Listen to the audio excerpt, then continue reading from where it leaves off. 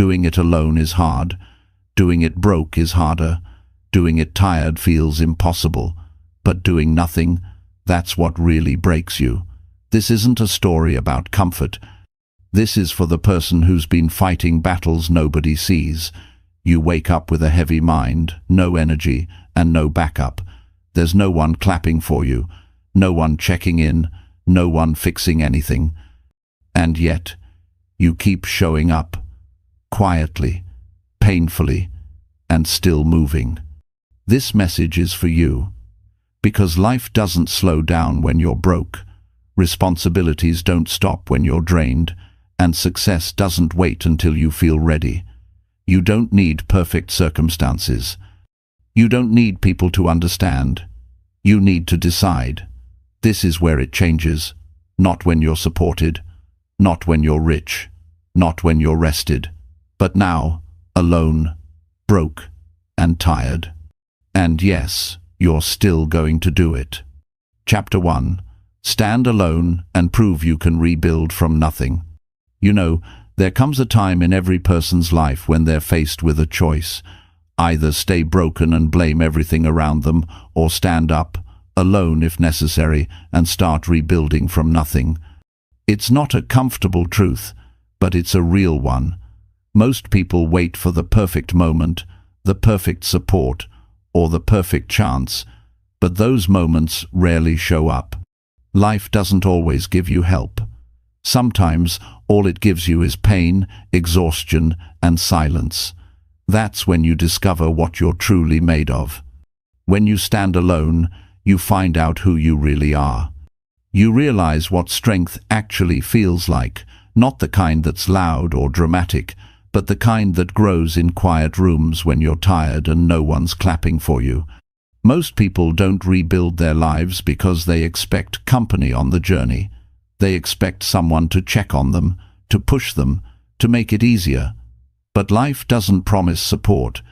The real change begins when you stop expecting and start doing, when you tell yourself, even if no one shows up for me, I'll still show up for myself. Standing alone isn't punishment, it's preparation. When you've got nothing and no one to rely on, that's when you start seeing life with clear eyes. You stop pretending, you stop making excuses, you stop waiting for motivation. You realize that no one is coming to hand you a new start. You've got to build it with your own hands, even when those hands are shaking. When you're broke, your mind plays tricks on you. It tells you you're finished. It whispers that you've failed too many times, that you're too far behind, that everyone else is ahead. But that's a lie. Being broke isn't the end, it's the test. It's the ground where you plant the seed of resilience. When you're broke, you have two choices: complain about it or learn something from it. You learn how to manage your time, your focus, your energy, because those are the things you still control. Standing alone doesn't mean shutting people out. It means standing firm in who you are, even when no one understands your path. It means doing the work when the room is empty. It means showing up early, staying late, pushing through doubt, and reminding yourself that progress doesn't need an audience, it only needs your effort. Every person who ever built something great started from the same place alone, uncertain, afraid. They just decided not to quit. You may not have money right now. You may not have resources. You may not even have energy some days. But what you still have is choice. You can choose to take one step forward, even when it feels pointless. You can choose to give one more hour, one more try, one more attempt. You don't rebuild your life overnight. You rebuild it piece by piece. You fix one small thing at a time: your habits, your mindset, your self-respect. That's where real change starts. You can lose everything, but if you don't lose your drive to keep going, you haven't lost at all. There's power in starting from zero. When you've got nothing, you've got nothing to protect. That means you can take risks. You can try, fail, learn, and try again. When you have nothing, you start learning what really matters. You start valuing effort over comfort. You stop chasing approval. You begin to focus on growth. That's when life starts turning around. Standing alone will test your emotions. There will be nights when your thoughts won't let you sleep. There will be mornings when you'll wake up tired from fighting battles no one sees. But those moments, as painful as they are, shape you into someone unbreakable. Every tear you wipe alone builds your emotional muscle. Every disappointment strengthens your patience. Every hard day you survive adds to your wisdom. You can't grow stronger without pressure. You can't rebuild your mind without challenge. The world rewards those who stay standing when it's easier to fall. It doesn't matter how many people doubt you. It doesn't matter who left. What matters is that you didn't leave yourself behind. When you rebuild from nothing, you stop needing permission. You start trusting your instincts. You stop asking, "How long will this take?" and start asking, "How far can I go?" The work becomes your therapy. Every task you finish becomes a small victory. You start earning respect from the only person who truly matters, yourself. And once you prove to yourself that you can rebuild, that you can push forward without support, something changes inside you. You become confident, not because someone told you you're great, but because you've seen yourself survive the worst and still move forward. That kind of confidence doesn't fade, it stays. It guides you through every next storm. If you're broke right now, it's okay. If you're tired, it's okay. If you're alone, it's okay. None of these things mean you're done. They mean you're being prepared. Life strips away comfort before it gives you clarity. You're not being punished, you're being positioned for strength. The pain you feel right now is not a signal to quit. It's a signal that you're growing past what you used to be. Rebuilding from nothing requires patience. You'll feel like progress is slow. You'll wonder if it's even worth it. But if you can keep moving, no matter how small the steps, you'll start to see change. Because the truth is, consistency beats talent every time. You don't need to be special to rebuild your life. You just need to be consistent. Wake up tomorrow and do something that moves you closer to stability, no matter how small. Organize your space, write down your goals, work on your craft, study something new, move your body. Every small action is a brick. One brick won't build the house, but daily effort will. And remember, standing alone doesn't mean being isolated forever. It means you're strong enough to stand on your own so that when you do meet the right people, you can stand beside them, not lean on them. You'll know your worth because you earned it through effort, not words. You'll bring value, not neediness. People often ask, "How do I stay motivated when I'm alone?" The truth is, motivation won't always be there. You have to build discipline when motivation disappears. You do it because it needs to be done, not because you feel like it.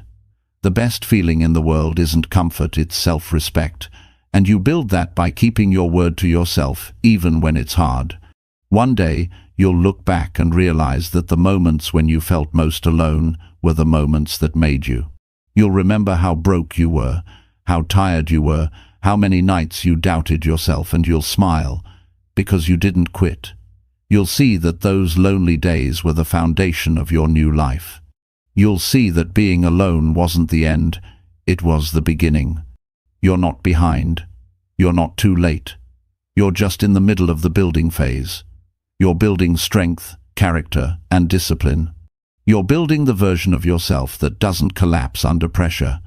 Every time you get up when you don't want to, you're proving to yourself that you can handle more than you thought. So if you're standing alone today, don't curse it. Use it. Make it your training ground. Make it the season where you learn self-trust, patience, and grit. Build your habits like armor.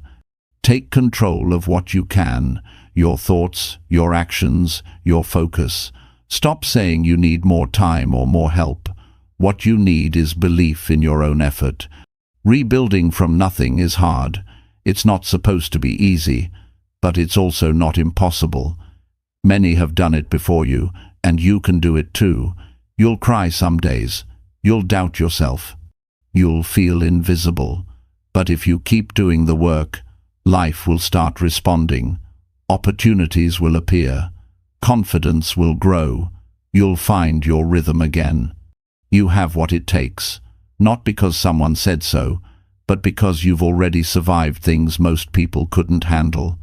You've already proven that you can keep walking through darkness. Now it's time to build with that strength.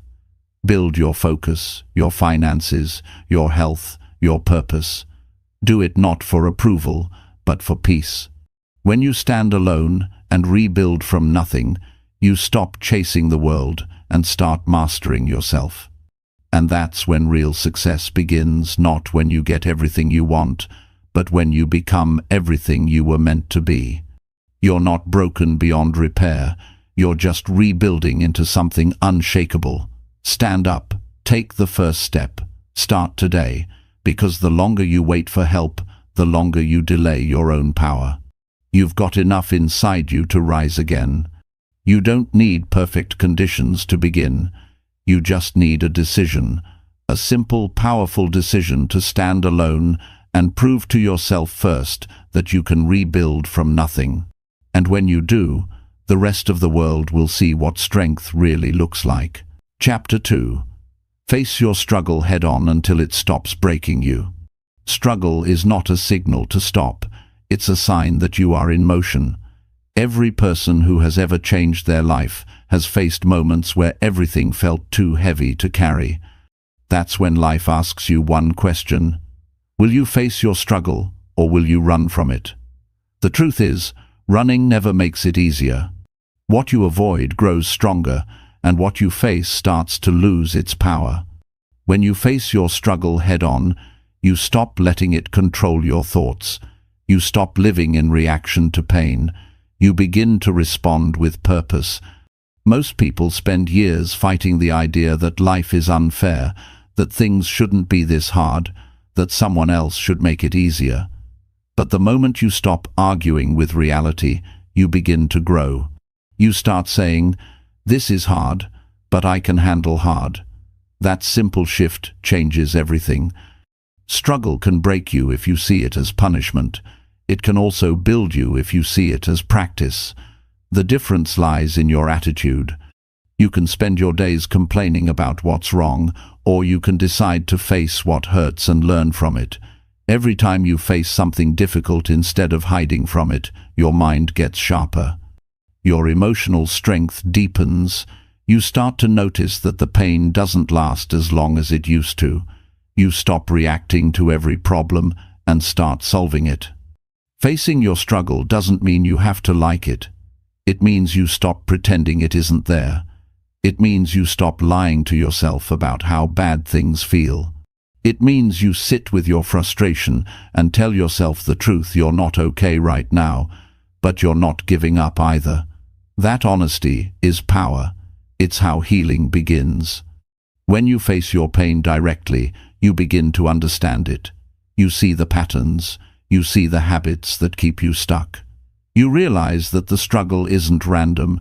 It's showing you something about yourself. Maybe it's revealing where you lack discipline. Maybe it's showing where you've avoided responsibility. Maybe it's exposing what you've been afraid to admit. When you face it, you learn from it. When you hide, you repeat it. Life will never stop testing you. The struggle doesn't end, it evolves.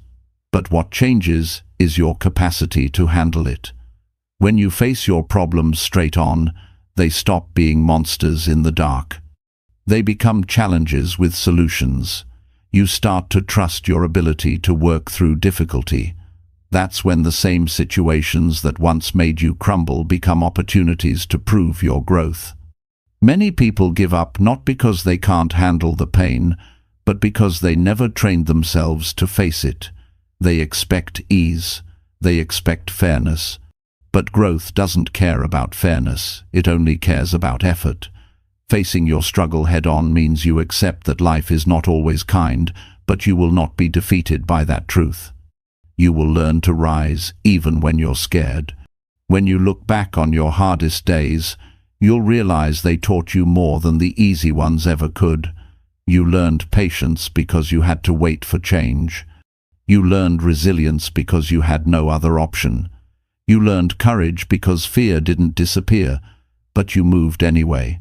Every lesson you carry now was born out of struggle. Facing your struggle also means taking responsibility. You stop blaming people, luck, or circumstances. You start asking yourself what you can control today. Maybe it's your mindset. Maybe it's your effort. Maybe it's your environment. There's always something you can improve, and focusing on that takes power away from what hurts you. Responsibility gives you direction. It turns helplessness into momentum.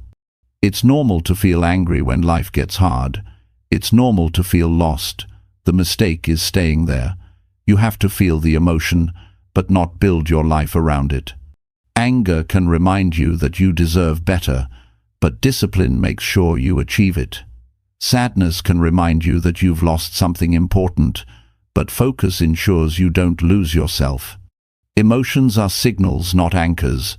You must listen, then move. Some struggles are visible: financial hardship, health challenges, broken relationships. Others are internal, the quiet wars inside your head that no one sees. Those internal battles can be the hardest. When you wake up and the voice in your head tells you it's pointless to try again, that's when you must face it directly.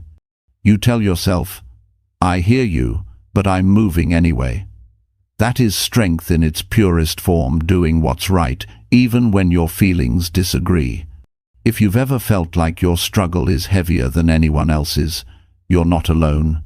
Everyone has pain, but few are honest about it. Most hide behind smiles. They distract themselves with noise. They chase comfort to escape discomfort, but facing struggle means silence. It means sitting in that quiet moment where you admit things aren't fine but choosing to keep going. That moment is where maturity begins. You don't overcome struggle overnight. You work through it layer by layer. You wake up and do one hard thing today.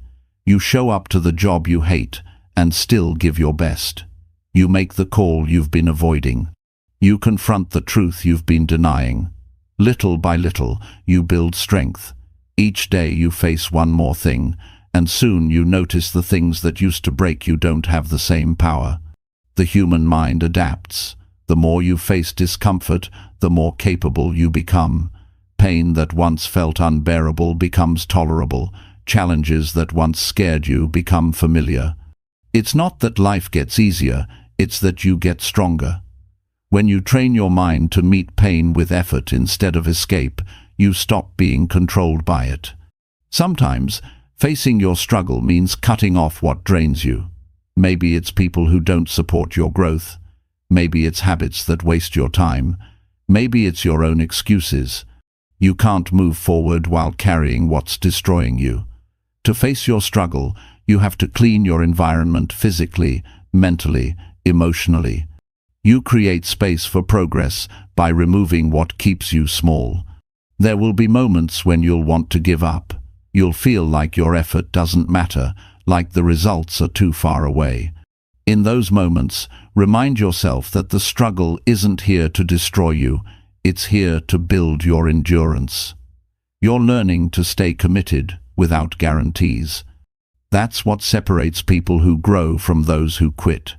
Facing your struggle head-on also means facing your truth. If you've made mistakes, own them. If you've wasted time, acknowledge it. If you've been scared to change, admit it. Honesty hurts at first, but it frees you. You can't build a better life on lies. Once you tell yourself the truth, you can start doing the real work.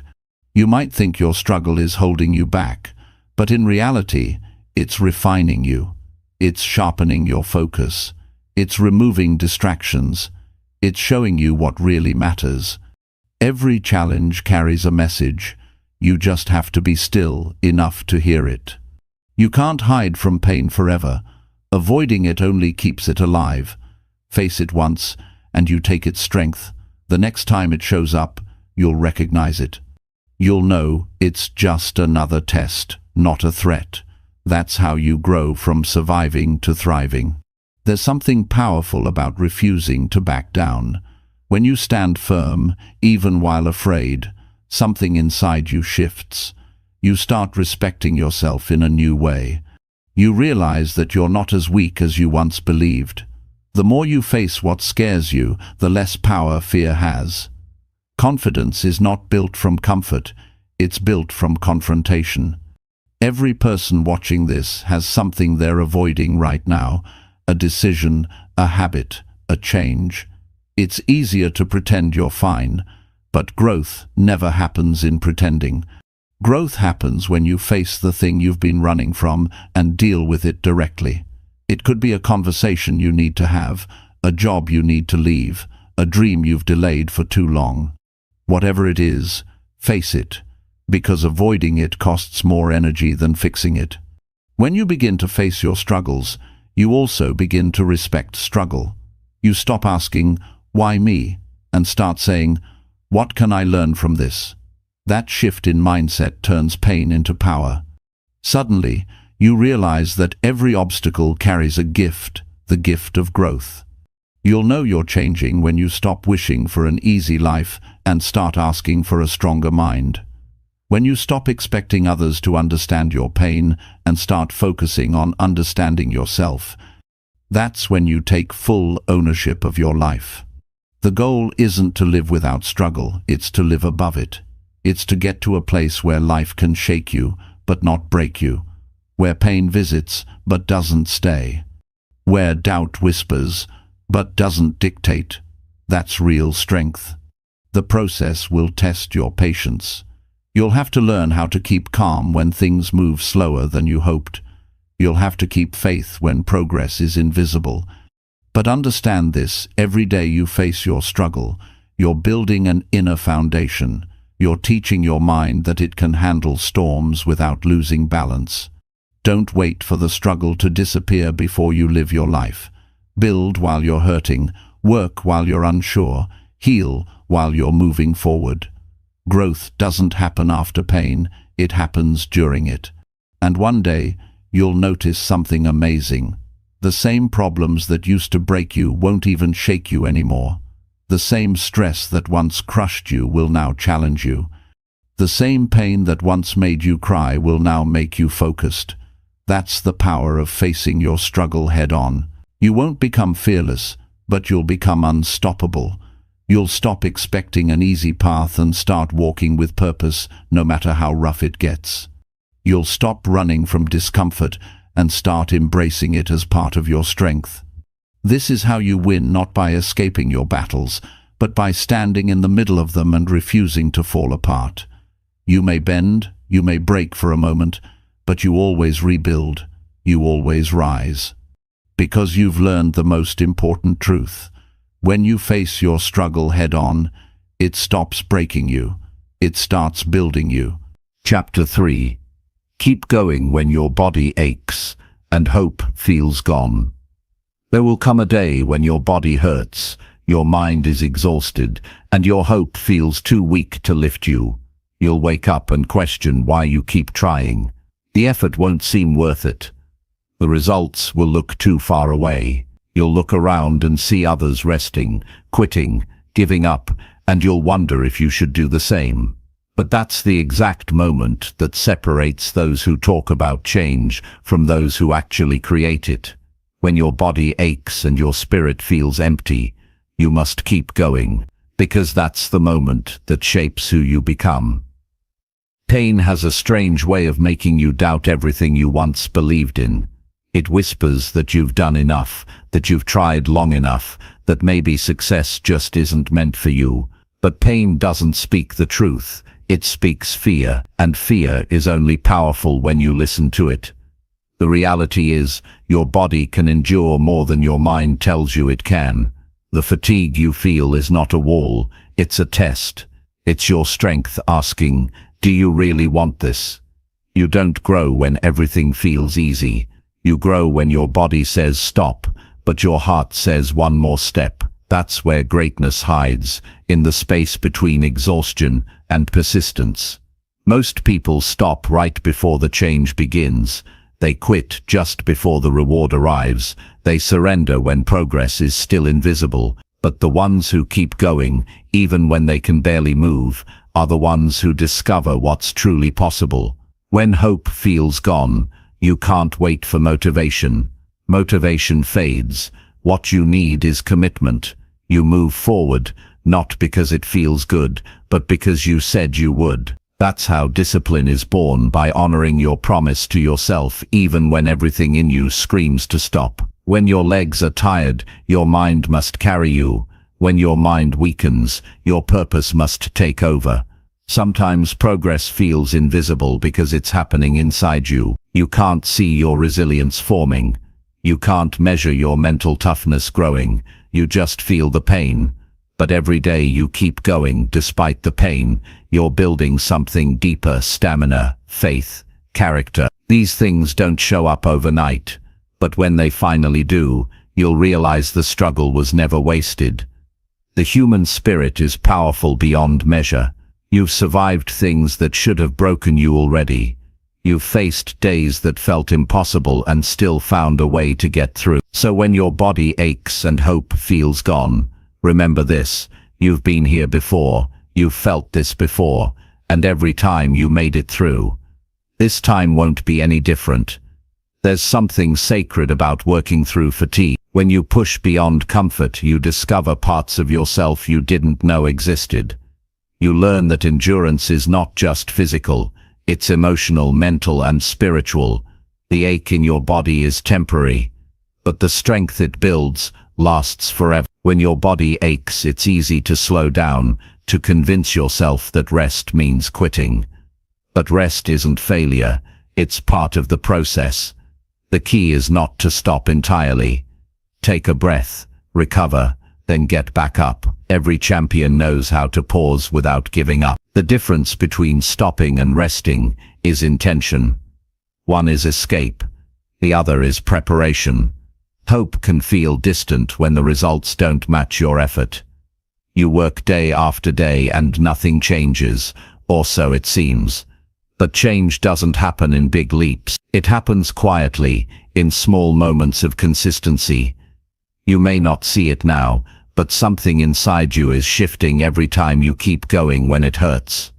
Your threshold for pain expands, your patience deepens, your focus sharpens. That's progress. People often believe that success is built by confidence, but the truth is, it's built by endurance. You don't need to feel strong to act strong. You just need to keep showing up. Every day you move forward, you prove that you are stronger than the feelings that try to stop you. When hope fades, remind yourself why you started. Remember the version of you who made that promise, who had that dream, who believed it was possible. That person still lives inside you, waiting for you to keep going.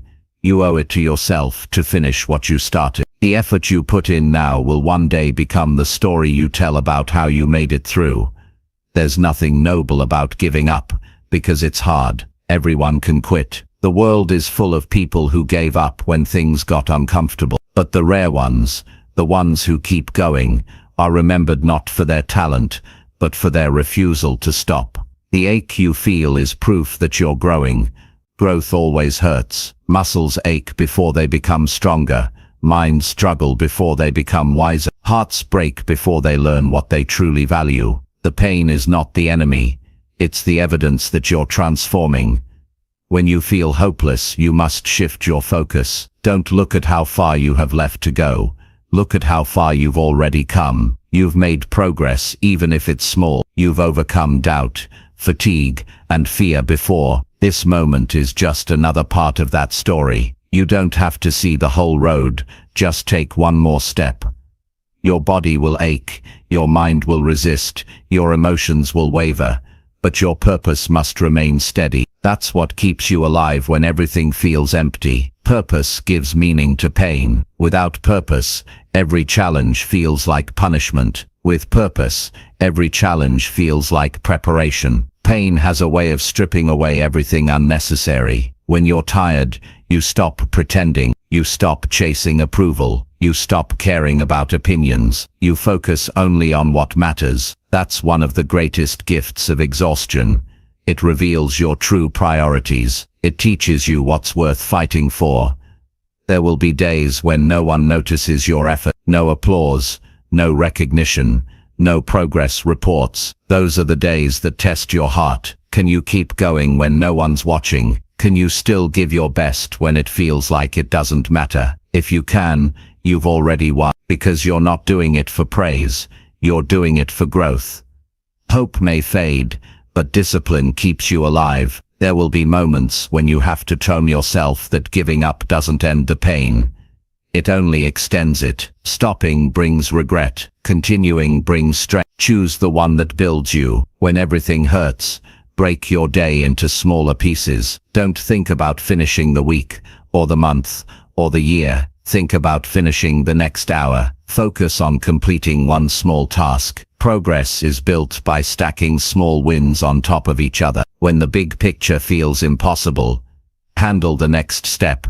Remember, pain is not permanent. Fatigue passes, hopelessness fades, but quitting lasts forever. You don't have to be fast, you just have to be faithful to the process. Even crawling forward is progress. The key is movement. Movement keeps your spirit alive. When your body aches, it's your body asking for care, not surrender. Eat better, sleep deeper, hydrate, stretch, breathe. Taking care of yourself is not weakness.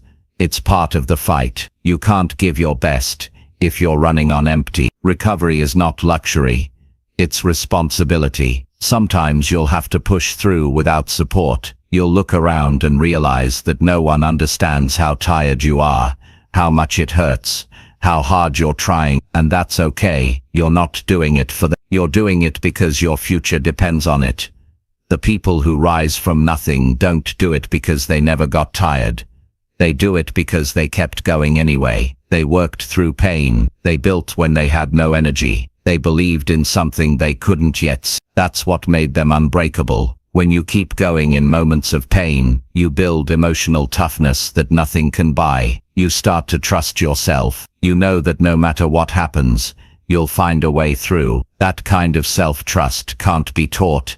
It's earned through endurance. There will be nights when you'll cry from exhaustion. You'll sit alone and wonder if you're wasting your time. You'll question your worth. But when morning comes and you get up again, that's victory. That quiet act of getting up despite everything, that's power. Don't wait for things to feel easier. Life rewards the ones who move through difficulty, not around it. You'll never reach your goals if you stop every time it gets hard. The most meaningful parts of your life will come from moments that almost broke you, but did. When hope feels gone, borrow strength from your vision. Picture the life you're building. See yourself free, confident, fulfilled. Let that image pull you forward when your energy pushes you back. Visualize the reward until your body remembers why it started. It's easy to be strong when everything's working. True strength shows when nothing works but you keep moving anyway. It's in those moments that you earn your future. Every extra step,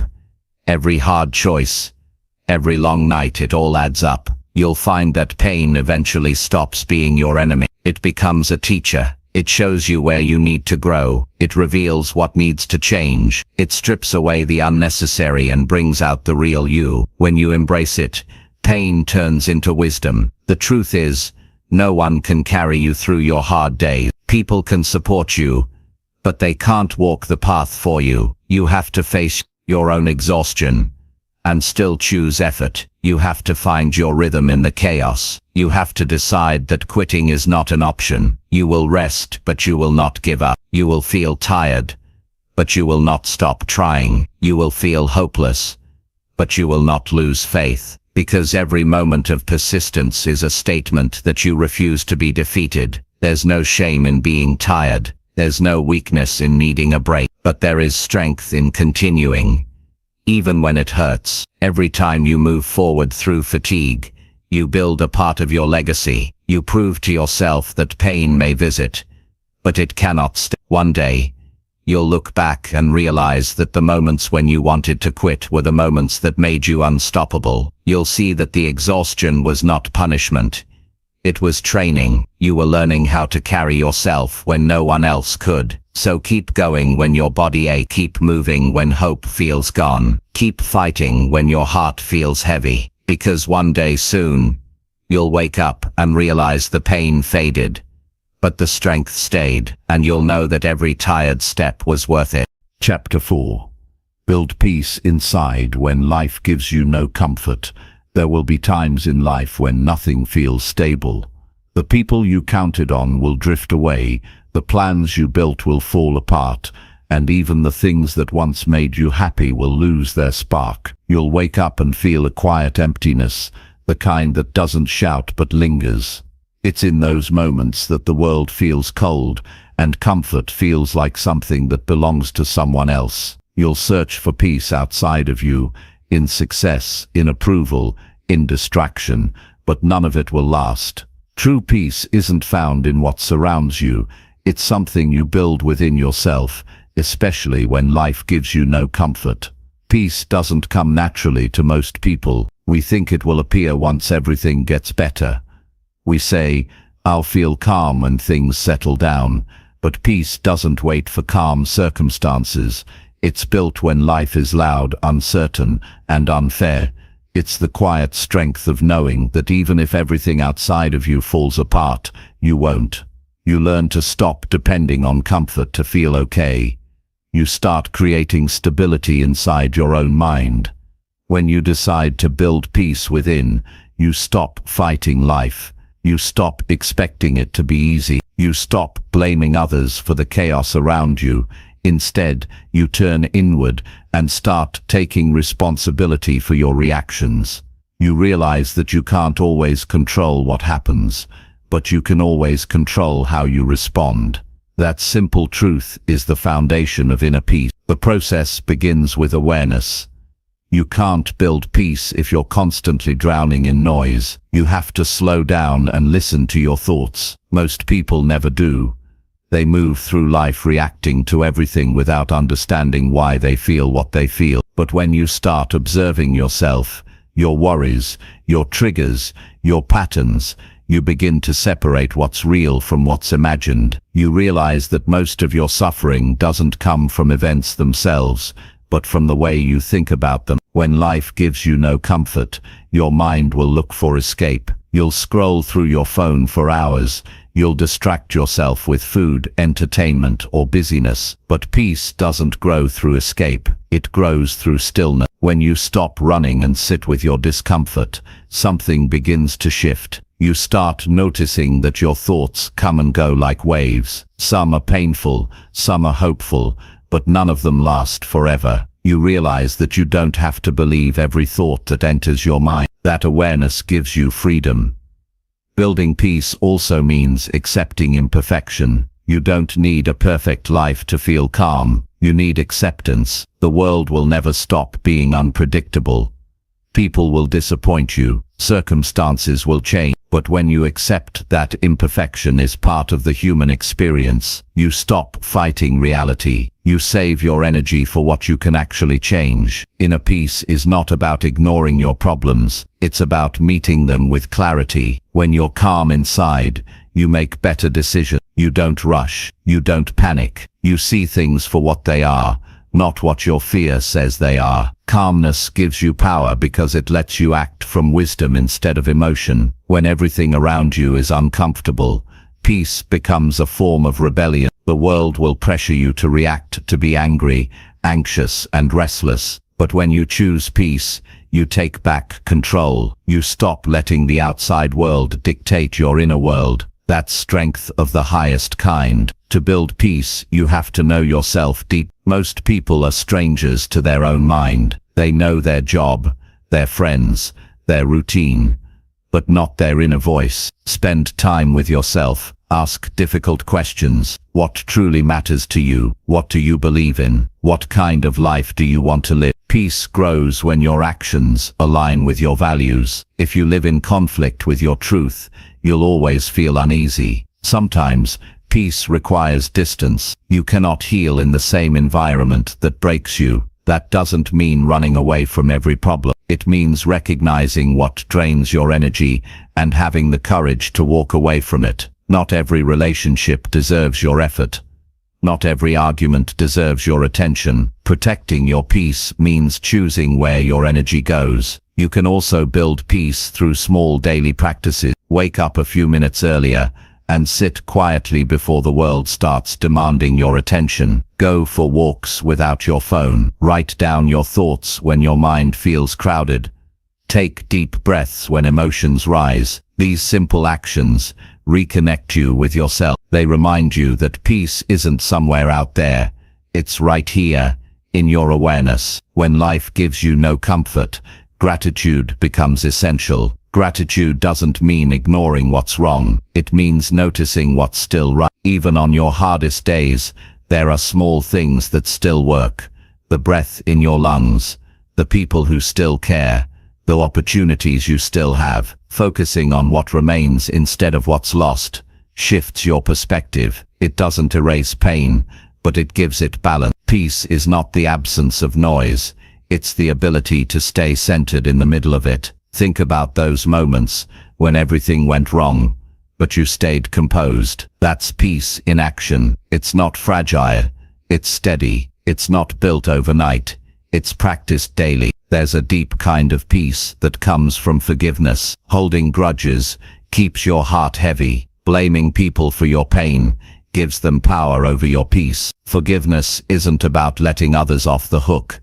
It's about freeing yourself from constant resentment. When you forgive, you release yourself from the prison of the past. You stop reliving old pain and make space for new growth. Sometimes you have to forgive yourself too. The mistakes you made, the times you stayed silent, the moments you failed, they don't define you. Self-forgiveness is the bridge between guilt and peace. You can't move forward while carrying self-hate. You're allowed to learn from your past without living in it. Building peace inside also means creating mental boundaries. Not every opinion deserves space in your mind. The world is full of noise, news, gossip, criticism. If you absorb it all, your mind will stay restless. Protect your attention like it's a treasure. Choose what you consume. Choose who you listen to. Your peace depends on what you allow in. When the world feels chaotic, focus on the small things you can control. Clean your space, cook a meal, take a walk, do something that grounds you in the present. Peace grows when you anchor yourself in now. Worry lives in the future. Regret lives in the past. But peace lives in this moment. It's not weakness to seek calm. Some people confuse peace with passivity, but peace is not passive. It's powerful. It takes strength to stay composed when life is storming. It takes courage to respond with calmness when everything pushes you toward anger. Peace is not escape.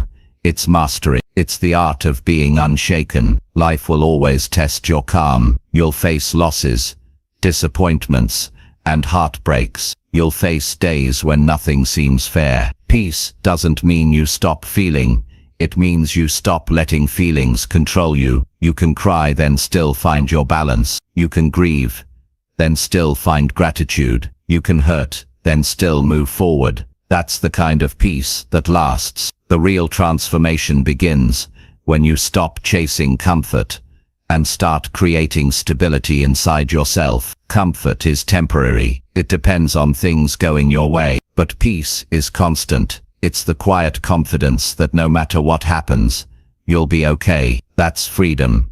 When life offers no comfort, don't fight the discomfort. Learn from it. Discomfort teaches you how to adapt. It shows you what you value most. It makes you grow in ways comfort never could. Some of your greatest lessons will come from seasons of unrest. You'll discover that peace isn't found in ease. It's earned through understanding. Building peace is not about removing problems. It's about changing your relationship with them. You stop asking, why is this happening to me? And start asking, what can I learn from this? That question turns pain into purpose. It turns chaos into clarity. As you practice building peace, you'll notice that your reactions change. You'll stop rushing to defend yourself. You'll stop needing to win every argument. You'll stop seeking validation from people who don't value you. You'll start responding with intention instead of impulse. That's when you'll realize that you've become the calm in the storm. There's a special kind of power that comes from knowing you can handle uncertainty. You no longer need guarantees. You stop chasing reassurance. You trust yourself to adapt. That trust becomes your peace. It gives you stability in a world that never stops shifting. Peace also comes from simplicity. The more you chase, the more restless you become. The more you simplify, the more grounded you feel. You don't need everything to be happy. You just need clarity about what truly matters. Let go of what adds noise. Keep what adds meaning. Sometimes you'll have to build peace while people misunderstand you. You'll have to walk alone for a while. That's okay. True peace doesn't depend on being understood. It depends on understanding yourself. The quiet time you spend alone will strengthen your connection to your own soul. You'll start enjoying your own company. And that's when loneliness turns into solitude. If you ever feel lost, come back to your breath. Breathing is the simplest way to return to the present. It's your reminder that you're still here, still capable, still alive. You don't need to fix everything at once. Just breathe and take one calm step forward. One day, you'll wake up and realize that the chaos outside no longer controls how you feel inside. You'll handle problems with clarity. You'll face setbacks with calmness. You'll move through pain with patience. That's when you'll know you've built peace. Not the kind that depends on circumstances, but the kind that lives in your soul. Life may never stop testing you, but once you learn how to build peace inside, those tests will no longer shake you. You'll find comfort, not because the world changed, but because you did, and that kind of peace can never be taken away. Chapter 5. Learn to rely on effort, not on encouragement. There's a truth most people don't want to face. If you wait for others to push you, you'll wait forever. Encouragement feels good, but it's unreliable. You can't build a life around people's praise. You can't depend on their reminders to keep moving. You have to learn to rely on effort, not encouragement. Because when everything quiets down, when no one's clapping, when no one's checking on you, when no one notices the work you're doing, effort is what keeps you alive. Most people begin strong because they have energy, attention, or applause. The early stage of any goal feels exciting, but that excitement fades, and when it does, what's left? That's where real character is revealed. Encouragement can light the first spark, but only discipline keeps the fire burning. The people who reach their potential are the ones who keep working even when no one is watching. It's easy to feel powerful when others tell you you're doing great. But the real test comes when that praise disappears. When the likes stop, when the messages slow down, when no one asks how it's going. That silence breaks many people. They lose motivation because they've tied their effort to validation. They worked for attention, not for progress. But when you learn to rely on effort, your motivation becomes internal. You work because it's part of who you are, not because someone told you to. Effort is the most honest currency in life. It never lies. You can fake confidence, you can fake words, but you can't fake work. The hours you put in always show, even if it takes time. The more you give, the more you grow. The problem is that we've been trained to chase encouragement instead of effort. From an early age, we learn to do things for approval, to get the grade, the compliment, the promotion. But growth doesn't care about approval. It rewards consistency. Encouragement can inspire you, but it can also weaken you if you depend on it too much. Because when people stop encouraging you, and they will, you'll mistake that silence for failure. You'll think you've lost your way when really, you've just entered the stage of growth that happens in quiet. The truth is, most of your progress will happen in silence. You'll change without recognition. You'll evolve without witnesses. That's how growth works. It doesn't announce itself. Learning to rely on effort means trusting the process even when there's no feedback. It means doing what needs to be done without waiting for applause. It means showing up every day because you said you would, not because someone reminded you. It's not glamorous, but it's how you build something real. The world doesn't owe you encouragement. People are busy with their own lives. They won't always see your effort or understand your journey, and that's okay. You're not doing this to be seen. You're doing it to be better. Every time you take action without expecting recognition, you strengthen your independence. You start to realize that your effort is enough. There's a certain freedom that comes from not needing encouragement. You stop worrying about opinions. You stop comparing your path to others. You start focusing on what truly matters, the work, because at the end of the day, results don't come from words, they come from effort. Effort is what turns potential into progress. When you rely on effort, you stop waiting.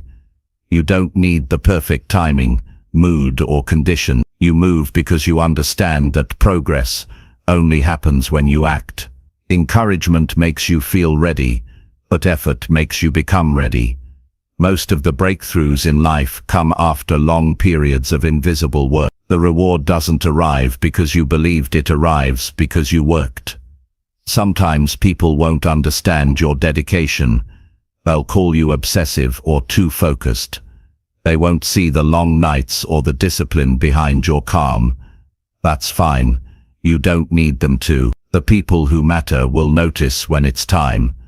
But until then, you keep going. Because every bit of effort you invest compounds over time. The reason effort matters more than encouragement is that effort builds habits, and habits build identity.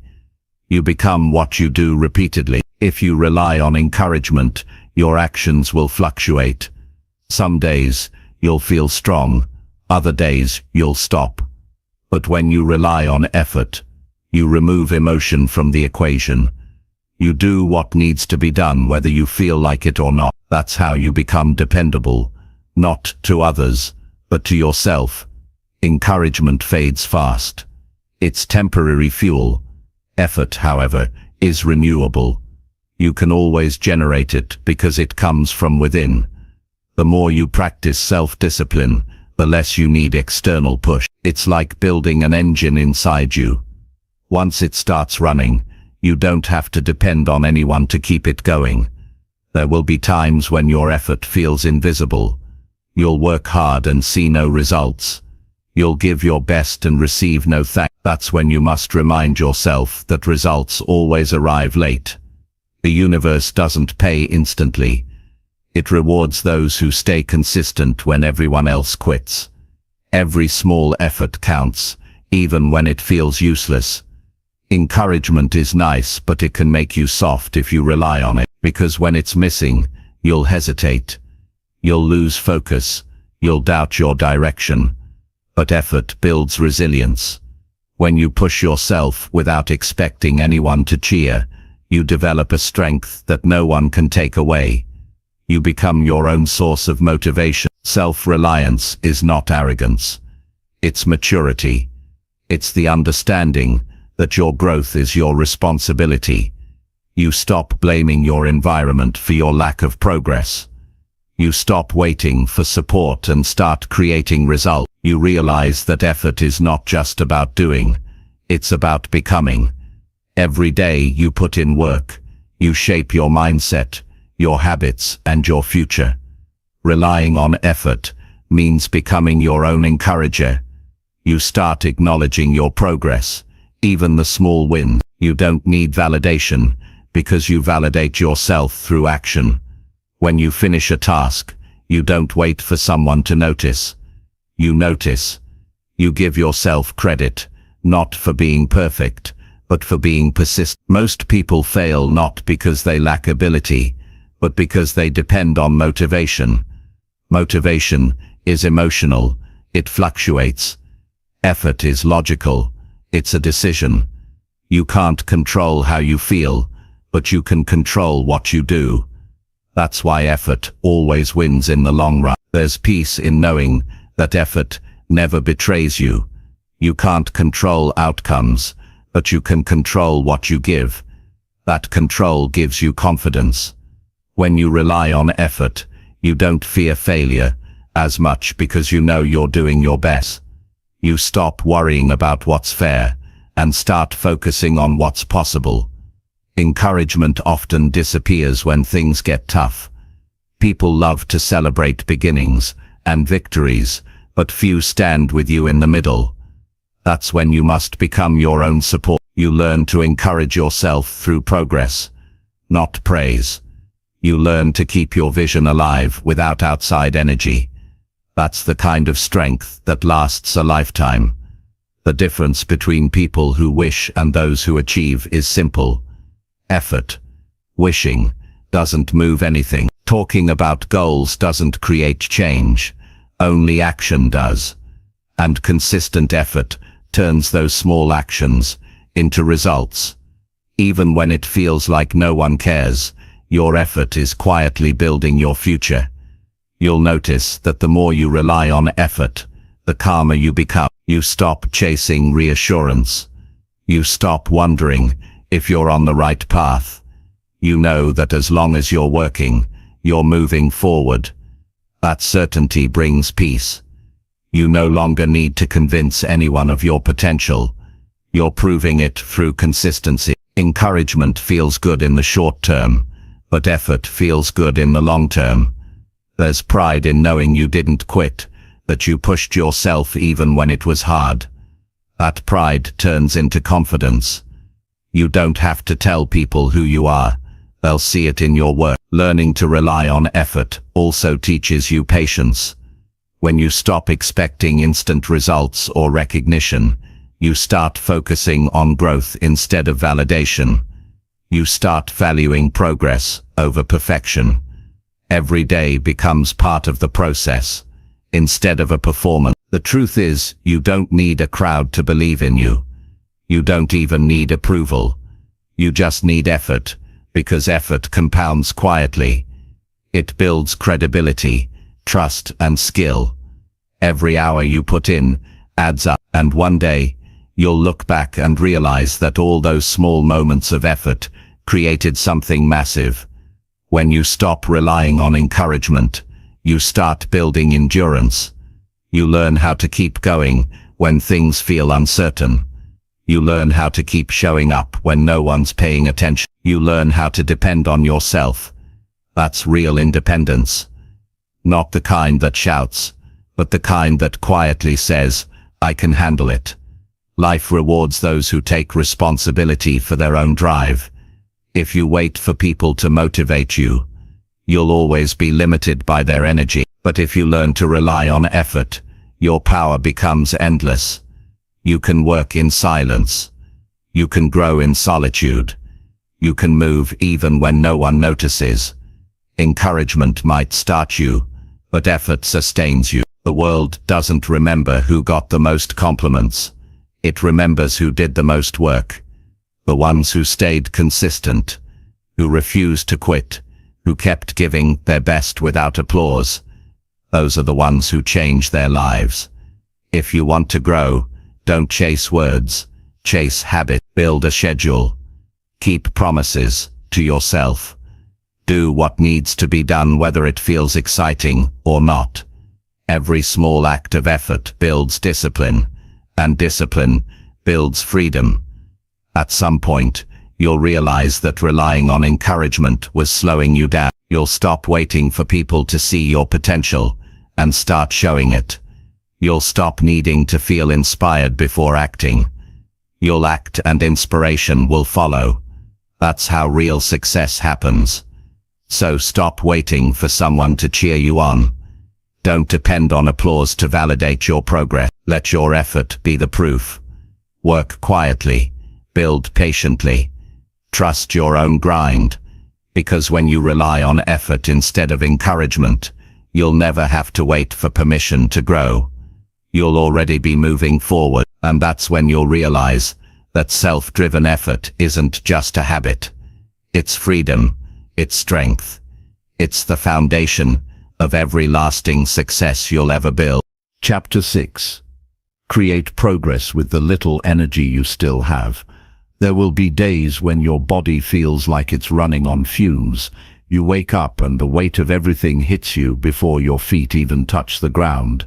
You're drained, not just physically, but mentally. You feel worn down by the repetition of trying, failing, and trying again. The thought of doing one more thing feels heavy. You think about resting, about taking a break that turns into giving up. But here's the truth. Those are the days that matter most. Those are the moments when your smallest effort counts the most. Because creating progress when you have little energy isn't about doing everything, it's about doing something. Progress doesn't always look powerful. Sometimes it looks like a quiet step forward when you feel like staying still. It's answering one email when your mind tells you to ignore them all. It's cleaning your space even when your energy is low. It's choosing to keep showing up even when you're not at your best. That's what separates the dreamers from the doers. The dreamers wait to feel ready. The doers move even when they're not. The world praises hustle, intensity, and high energy, but the truth is, not every day will give you that kind of strength. Life drains you in ways that motivation can't always fix. Stress, loss, disappointment, and fatigue will test you. And in those times you must learn the art of gentle persistence, of creating progress with whatever energy you still have left. It's not weakness to feel tired. It's a sign you've been trying. The goal isn't perfection, it's persistence. When you have little energy, your focus has to change. Instead of thinking about everything you need to do, think about the one thing you can do right now. You don't need to run the entire race today. You just need to take the next step. One action may not feel like much, but it keeps your momentum alive. Momentum is fragile. Once you stop completely, it's harder to start again. So move slowly if you must, but don't stop. Progress built on small effort is still progress. It teaches you patience. It humbles you. It reminds you that consistency beats intensity every time. You don't need massive bursts of effort. You need small acts of commitment repeated over time. The person who keeps moving at half speed every day will go farther than the one who sprints once and quits. When you're running low on energy, simplify everything. Don't fight for perfection. Focus on the essentials. What's the one task that will make today a little better? What's the one action that will move you closer to your goal? Cut the noise, quiet the pressure, and just do that. Simplicity saves energy. Overthinking drains it. You don't have to be powerful to be productive. Sometimes progress is a whisper, not a roar. The quiet decision to keep going, to send that message, to show up for yourself, that's strength. It's not about how much energy you have, but how you use the energy that remains. A small flame still gives light. When your energy is low, it's easy to slip into guilt. You'll tell yourself you're falling behind, that you're not doing enough, that you're failing, but guilt only burns the energy you have left. Replace guilt with grace. You're human. Some days will drain you more than others. Progress in those moments isn't measured by speed, it's measured by courage. The courage to move even slowly is what keeps you growing. Every great story of transformation includes moments of exhaustion. No one climbs without struggle. No one builds without breaking down a few times. The people who reach the top aren't the ones who had endless energy. They're the ones who used what little they had wisely. They didn't waste their time complaining. They didn't wait for the perfect conditions. They took their small energy and turned it into motion. When you have little energy left, the smallest actions become powerful. Making your bed becomes an act of order in chaos. Drinking water becomes an act of care. Finishing one small task becomes a declaration that you still have control. These actions may look small, but they remind you that you're still capable of progress. Don't underestimate the strength it takes to keep going when you're empty. It's easy to move when you're full of energy and motivation. Anyone can do that, but it takes a different kind of resilience to move when you're drained. That's the kind of strength that builds character. It's the quiet, steady kind that doesn't need to be seen to be real. Sometimes you'll have to adjust your pace, not your purpose. Resting is not quitting. Taking a break to breathe doesn't mean you've lost direction. It means you're protecting your longevity. The ones who last the longest are the ones who know how to balance effort and recovery. You can't burn forever, but you can keep glowing if you learn to pace yourself. You won't always see immediate results. You'll have days where your effort feels pointless, where nothing changes, where you question if your small actions matter. But progress doesn't always announce itself. Change often happens quietly, behind the scenes. Your effort is like a seed. It grows in silence before it shows in sight. Creating progress with little energy is about trust. Trust that your small steps are building something bigger. Trust that showing up tired still counts. Trust that effort, even at half power, is better than none. You don't need to feel inspired to make a difference. You just need to stay in motion. Energy is precious, and when it's limited, you learn how to spend it wisely. Don't waste it on self-doubt or comparison. Don't waste it on things you can't control. Direct it toward what you can improve, even slightly. One organized thought, one completed task, one honest effort, that's where your energy should go. When you feel drained, slow down your expectations. Some days will be about surviving, not thriving. That doesn't mean you're failing. It means you're adapting. Life moves in seasons. Some seasons are about planting, others about resting. The goal is to keep the rhythm alive, no matter how slow the tempo becomes. The truth is, energy doesn't just come from rest, it comes from purpose. When you remind yourself why you're doing what you're doing, something inside reignites. Purpose gives meaning to fatigue. It turns tired effort into meaningful work. So when you feel like you can't keep going, focus on the why. That simple reminder can give you just enough strength to take the next step. You'll have to be kind to yourself on the low-energy days. It's easy to get angry at your own exhaustion, to see it as weakness, but tiredness is not weakness. It's a signal. It's your body telling you that you've been giving a lot. Listen to it, honor it, but don't let it paralyze you. Move gently, but move. Even the slowest progress keeps you connected to your path. Some people think progress only happens in big leaps, but most of life's victories come from accumulation. Tiny, almost invisible efforts that build over time. Reading a page a day, saving a few dollars a week, learning one new thing each morning. These actions might seem small, but over months they change everything. The key is consistency, not capacity. You'll also need to learn how to manage your inner dialogue. When energy runs low, your mind tends to turn negative. It starts whispering that you can't do it, that you should stop, that you're wasting time.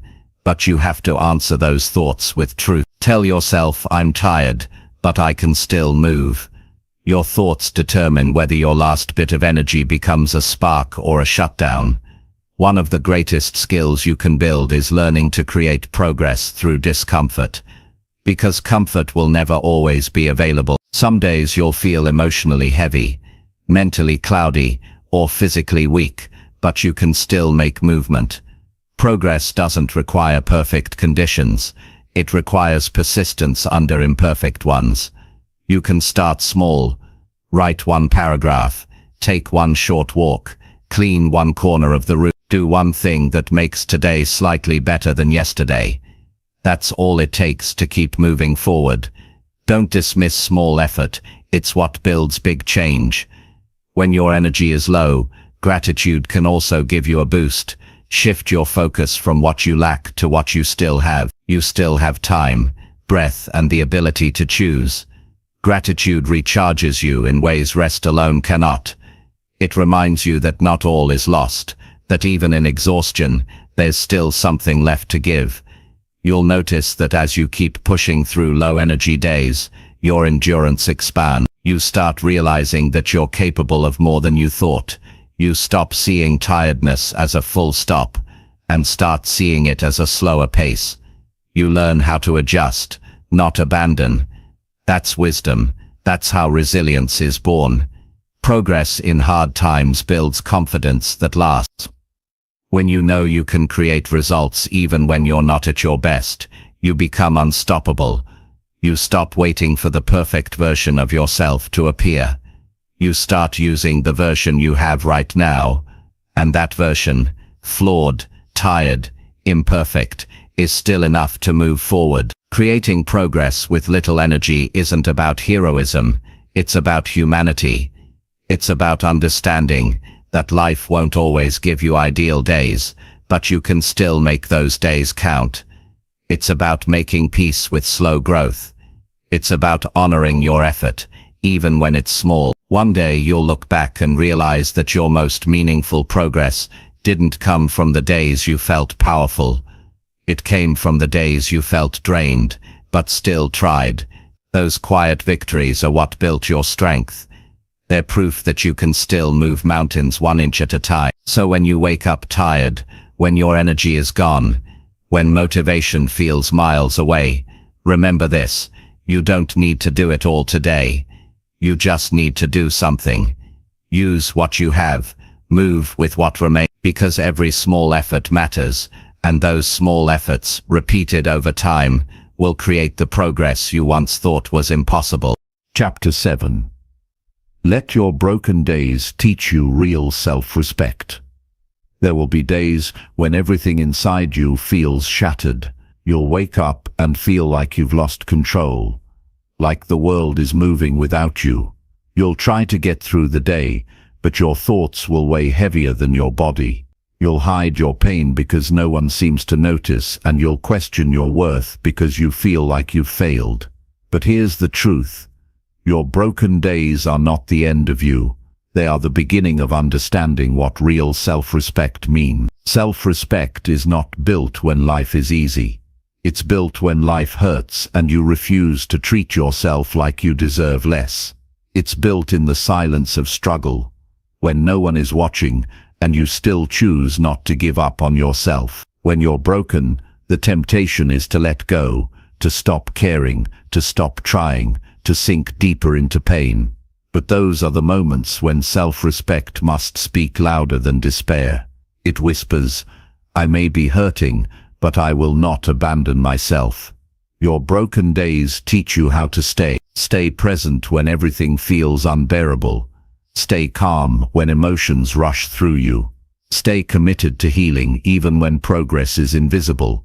It's easy to love yourself when everything is going right, but the real test comes when you feel like you've lost everything. Self-respect is choosing not to destroy yourself when life has already hurt you enough. When everything inside feels cracked, your instincts will tell you to escape, to distract, to run, to numb. But avoiding your pain doesn't heal it, it deepens it. Facing it takes courage. Sitting with it takes maturity. When you allow yourself to feel what hurts, without letting it define you, you start to grow a different kind of strength. The quiet strength of understanding. That's when you begin to realize that being broken doesn't mean being worthless. It means you've been through something real. The most powerful people you'll ever meet are not the ones who never broke down. They're the ones who did, and rebuilt with honesty. When you're broken, you see yourself without filters. You meet the parts of you that you usually hide. The fear, the insecurity, the regret, they all come to the surface. But if you stay long enough to look at them, you begin to understand yourself in a deeper way. You stop chasing perfection and start practicing acceptance. That's the foundation of real self-respect. Knowing you are flawed and still worthy. Broken days teach you that not every failure is final. They show you that life doesn't always follow your plan. But that doesn't mean you're lost. It means you're human. You'll learn to stop defining yourself by what went wrong and start defining yourself by how you responded. Maybe you cried. Maybe you fell apart. But if you're still trying, if you're still here, That's strength. Self-respect is saying, I may not have it all figured out, but I will not treat myself like I am less because of it. It's refusing to speak to yourself with cruelty. It's looking in the mirror and offering understanding instead of judgment. The way you treat yourself in pain sets the tone for your entire life. If you can show compassion to yourself in the dark, you'll never again allow the world to convince you that you are small. On broken days, everything slows down. You can't fake strength anymore. You can't pretend to be fine. That's not a setback. It's an invitation.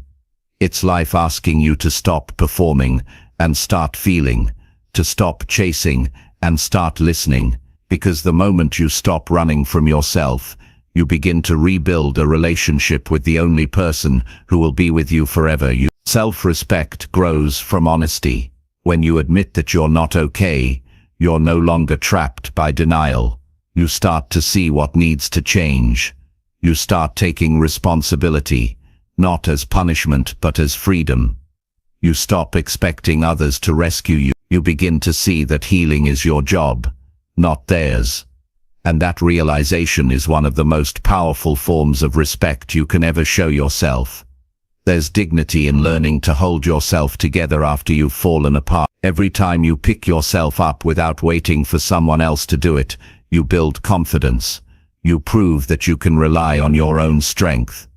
And when you learn that, you stop begging for validation.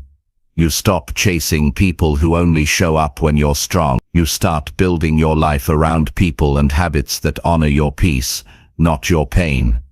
Your broken days are teachers. They show you what kind of thoughts live in your mind. They reveal the habits that help and the ones that harm. They strip away distractions and force you to meet yourself. When you're tired, sad, or angry, you see who you really are beneath the surface, and that awareness is the starting point of growth. You can't heal what you refuse to face. Self-respect also means setting boundaries, especially in pain. When you're broken, you're vulnerable, and vulnerability attracts both kindness and cruelty. Some people will try to take advantage of your weakness. Others will disappear because they can't handle it. You have to protect yourself without becoming bitter. That balance is difficult, but necessary. You learn to say no without guilt. You learn that protecting your peace is not selfish, it's survival.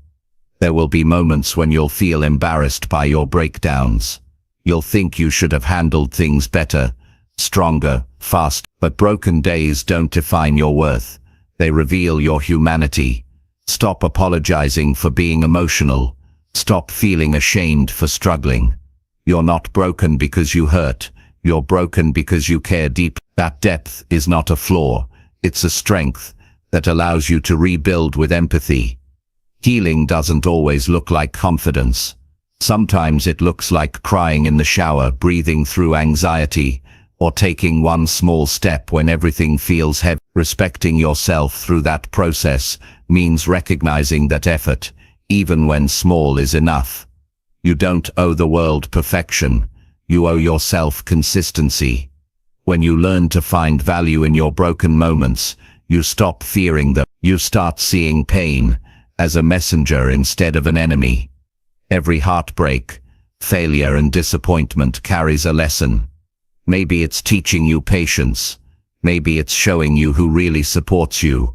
Maybe it's reminding you that you deserve better than what you've been accepting. Self-respect comes when you stop settling for situations that hurt your spirit.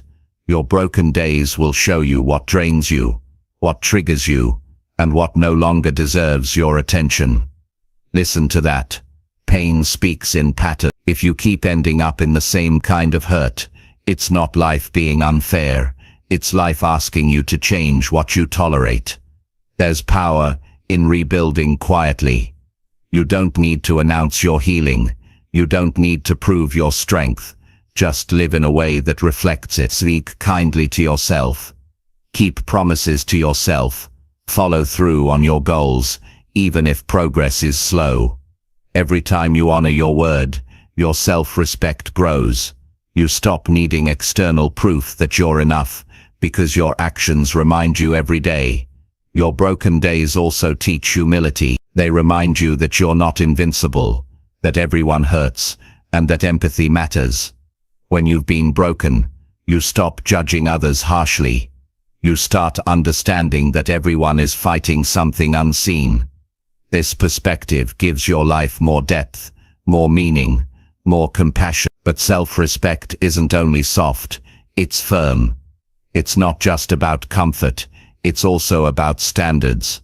It's about refusing to let pain become your identity. You've suffered, yes, but you're not defined by your suffering. You're defined by what you choose to do next. When you rise after being broken, you set a new baseline for what you accept in life. You realize that if you can survive your lowest point, there's nothing left to fear. You'll reach a point where you stop trying to prove your worth to anyone. The people who truly value you will see your light even when you're dim. The ones who don't were never meant to walk beside you. Self-respect means walking away from what doesn't honor your growth, even when it hurts. There will be nights when your heart feels too heavy to carry. In those moments, remember this: you don't have to fix everything right away. Healing is not a race. Some days will feel like progress, others will feel like starting over. But even when you fall back, you're still moving forward because you're trying. That's the kind of effort that builds pride, not arrogance. The quiet pride of knowing you didn't quit on yourself. When you start treating yourself with respect, your life begins to align. You start attracting peace instead of chaos, love instead of approval, purpose instead of distraction. It doesn't happen overnight, but it happens. One small choice at a time, one moment of grace after another, you start becoming the person you needed when you were broken. Self-respect built through broken days lasts, because it's tested. You don't have to prove it anymore.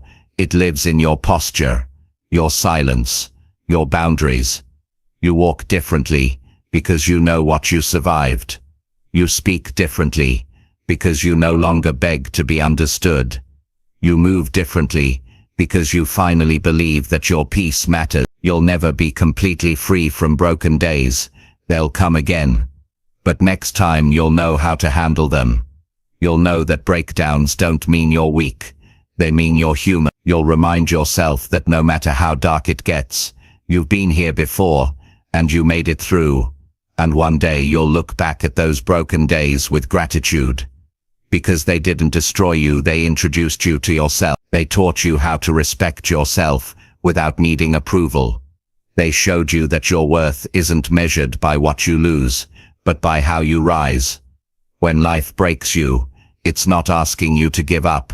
It's asking you to rebuild with more honesty, more boundaries, more strength. That's real self-respect.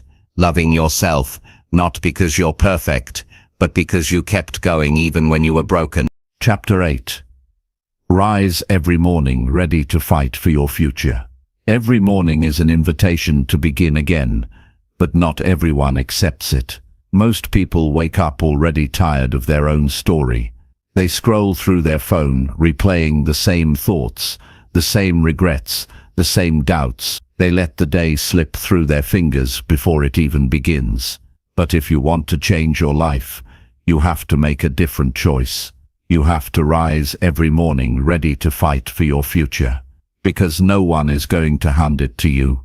The world respects effort, not excuses. When the alarm goes off, it's not just signaling the start of another day. It's giving you a choice. You can either wake up as the same person you were yesterday, or you can get up with the intention to grow.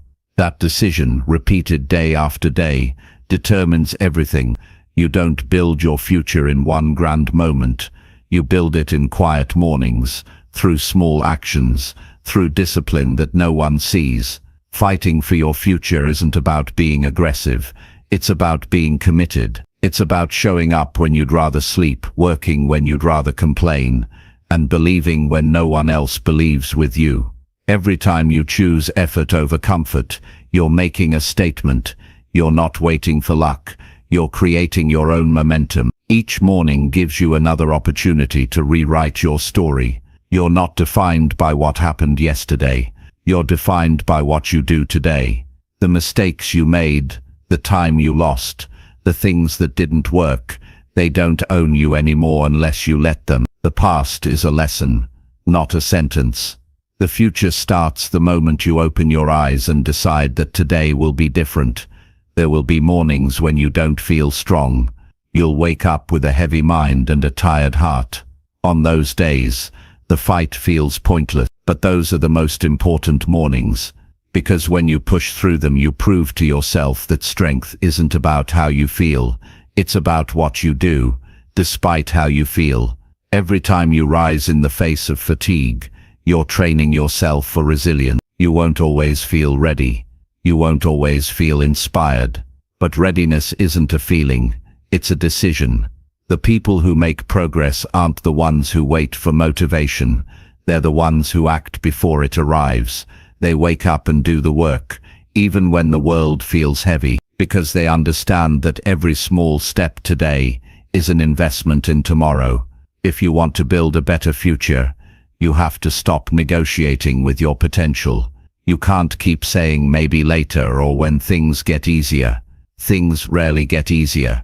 You just get stronger. And the way you get stronger is by fighting for what you want every single day, even in silence, even without results yet. Consistency is the proof of belief. Your mornings are sacred. They set the tone for everything that follows. How you start your day often decides how you finish it. If you start distracted, you'll stay unfocused. If you start defeated, you'll stay small. But if you start intentional with gratitude, focus and discipline, you begin to shift your entire mindset.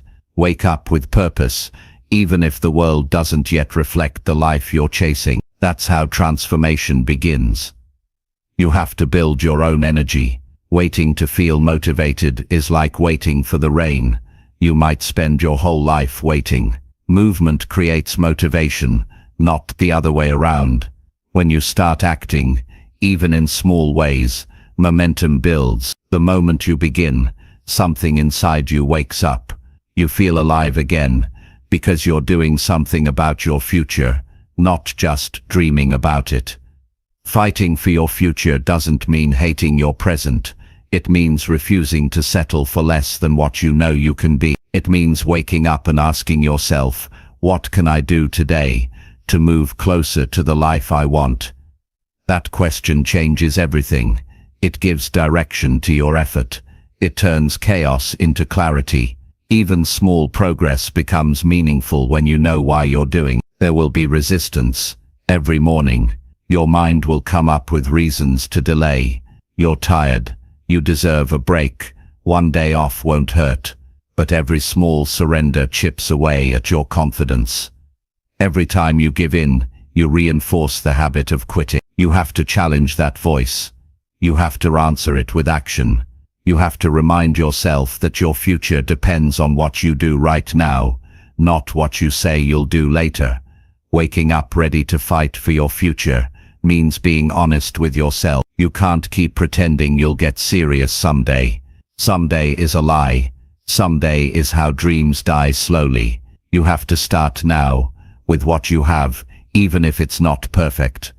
The perfect moment doesn't exist. Progress only happens when you start where you are, with the tools and strength you already have. The fight for your future is not against the world, it's against your own hesitation. It's against laziness, fear, and doubt. Those are your real enemy. They whisper that you can't, that it's too late, that you're not ready. But every time you take action anyway, you silence them.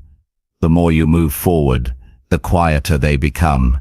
Every morning is an opportunity to prove to yourself that you're serious about your goal. You don't need to shout about it or announce it online. Just do the work quietly. Keep promises to yourself. That's how self-respect is built, through action that matches intention. You start trusting yourself again when you do what you said you would do. When you rise early, before distractions flood your mind, you reclaim your time. You create space for focus and growth. That's when clarity happens, when you're not reacting to life, but creating it. Those morning hours are where discipline grows root. It's where the strongest version of you is born. Don't think of fighting for your future as a war you'll one day win. Think of it as a practice. Every day is a new round. Some days you'll win easily. Other days you'll barely make it through. But as long as you show up, you're still in the fight. The only way to lose is to stop showing up. You don't need to be fearless to fight. You just need to be willing. Fear will always exist, but so will opportunity. You can't wait for courage to erase fear. You move through fear. You act despite it. That's where progress begins. Sometimes fighting for your future means doing the things that no one claps for. Studying when no one's watching. Working on your craft when no one's paying you yet. Sacrificing comfort for consistency. It's not glamorous, but it's real. Those are the unseen hours that separate those who talk about success from those who build it. There will be people who won't understand your focus. They'll tell you to relax, to slow down, to live a little, but you can't live fully while ignoring your purpose. Fighting for your future doesn't mean you never rest. It means your rest is intentional. It means you recharge, not escape. It means every choice serves your growth, not your comfort. You have to stop underestimating the value of today. Every day you waste is one less day to grow. Every morning you choose comfort over purpose. You delay your potential. But every day you rise with intent. You build momentum that compounds. The small choices you make daily, how you spend your first hour, what you focus on, what you tell yourself, shape your entire futures. It's not enough to want success. You have to want the work that creates it. You have to wake up and give something of yourself every day. Energy, focus, effort, something. Because the future doesn't wait for the ready. It rewards the relentless. There will be days when it feels like nothing's changing. When your effort feels invisible. When progress feels slow. Those are the most dangerous days, because that's when most people quit. But that's also when your breakthrough begins to take shape. The progress you can't see is still happening. Growth doesn't always make noise. It happens quietly, deep inside you, until one day, it shows in everything you do. When you rise every morning ready to fight for your future, you train your mind to believe that your dreams matter. You stop living reactively and start living intentionally. You stop wishing for change and start working for it. You stop blaming the world and start taking ownership of your story. The truth is, your future depends on what you do when it's hardest to keep going. Anyone can work hard for a week. Anyone can stay motivated for a short time, but it's those who stay consistent, even when enthusiasm fades, who build something lasting. Fighting for your future also means protecting your energy. Not every fight deserves your attention. Not every distraction deserves your time. Learn to say no to what doesn't align with your goals. Learn to walk away from conversations, habits, and people that pull you backward. The fight for your future isn't just about doing more. It's about doing what matters. You'll know you're growing.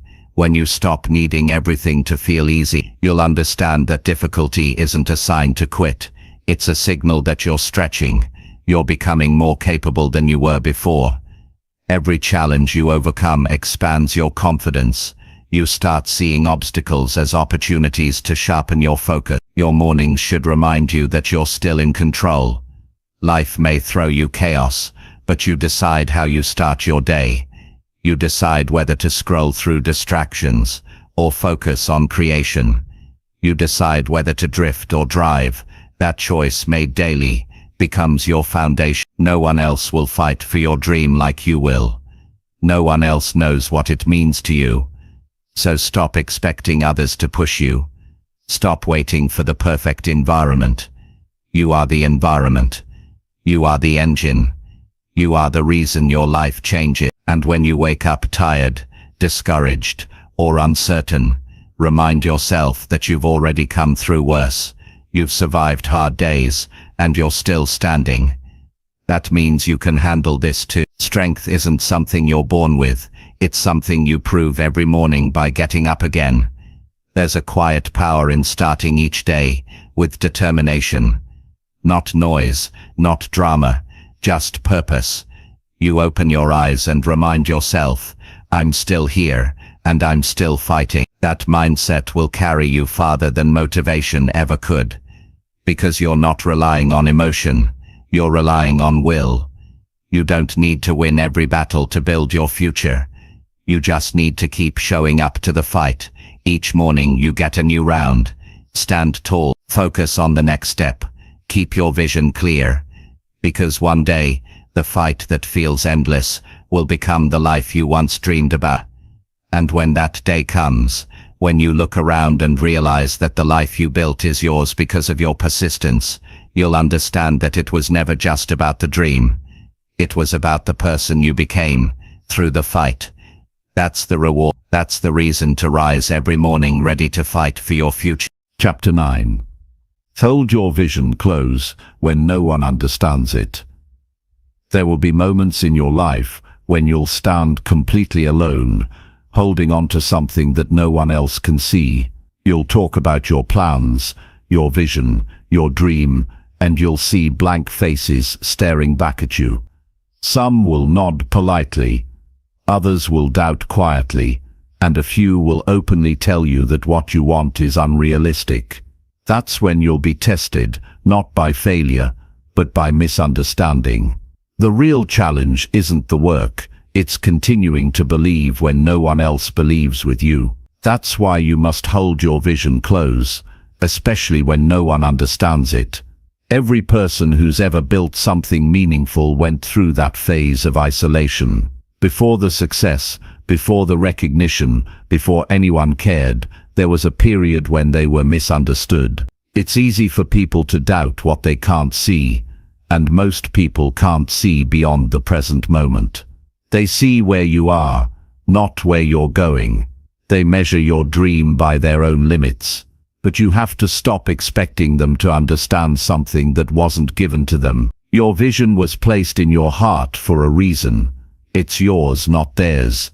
Holding your vision close doesn't mean hiding it out of fear. It means protecting it from noise, negativity, and doubt. It means refusing to let outside opinions weaken your focus. Not everyone deserves access to your dream, because not everyone has the capacity to nurture it. Some people will project their fears onto you. Others will try to convince you to play it safe, not because they don't want you to win, but because they can't imagine winning themselves. You have to learn to hear their concern without adopting their limitations. When you're building something from nothing, belief becomes your greatest currency. You might not have resources, support, or validation, but if you have belief, you still have power. Belief is what keeps you moving through uncertainty. It's what allows you to keep building when no one else sees progress. It's the quiet conviction that says, I know what I'm working toward, even if no one else does.